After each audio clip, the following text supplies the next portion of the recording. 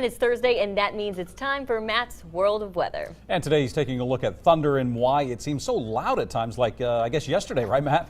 Right, and that's brought up a lot of questions. The thunder yesterday may have sounded a little different. Of course, it's been a while since we've heard the rumble of thunder on a consistent basis. But a lot of questions came in regarding just the sound, both how loud it is, but also the kind of sound the thunder had. So let's go over and talk about it. I've been bugging the control room trying to get Garth Brooks to play under this entire world of weather. But that being said, we'll go ahead as the thunder rolls. Let's go and talk about it. So basically, when you have lightning, you have thunder, and that thunder is sound. Speed of sound is about 767 miles per hour. Now, we'll talk more about that in a second. That is really important. The air around lightning is heated to about 54,000 degrees.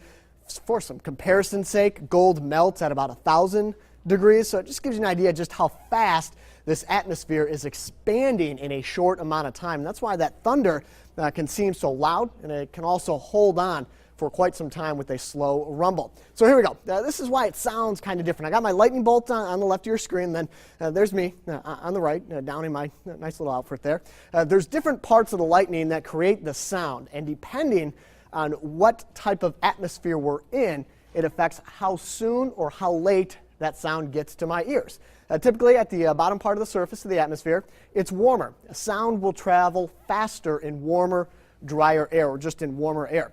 Compare that to the top of the lightning bolt, the colder part of the atmosphere, the sound will travel slower, and that's where we get that rumble. You combine the two, and like on yesterday morning, if this bottom, warmer part of the atmosphere is a little bit higher, this rumble is going to last much longer.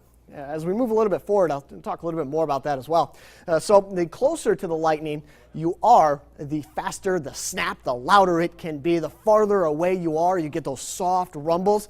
And like yesterday morning with that warm atmosphere, we could hear those rumbles from 10, 15 miles away. So a big thing is the temperature profile of the atmosphere determines the sound of thunder. And the other part of it is the wavelength. We can get more into that later, but the longer the wavelength, the lower or the softer that rumble is. The shorter the wavelength, the sharper it can be. So it gives you some kind of idea of the sound of thunder.